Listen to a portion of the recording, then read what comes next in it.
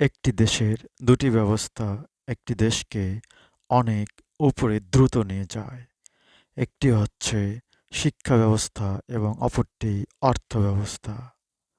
শিক্ষা ব্যবস্থার মাধ্যমে একটি দেশের সকল নীতি একটি সুন্দর পরিকল্পনার মাধ্যমে এগিয়ে যায়।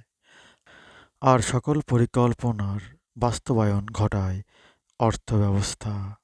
আর এই দুই ব্যবস্থার যদি সঠিক লোকের মাধ্যমে পরিচালিত হয়, তাহলে সেই দেশের উন্নতি দ্রুত ঘটে। আর সঠিক লোকটিকে যিনি পরিচালনা করবেন, তিনি একজন নেতা। এবং সেই নেতা যদি সুদক্ষ না হন, তাহলে এই দুই ব্যবস্থাকে নিয়ন্ত্রণ করা মোটেই সম্ভব নয়।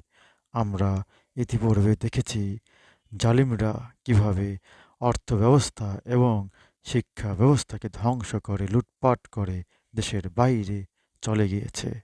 আল্লাহ আমাদের সকলকে বুঝার তৌফিক দান করুন। আল্লাহ আমাদের সকলকে ইসলামিক আইন মেনে চলার তৌফিক দান করুন। আমিন।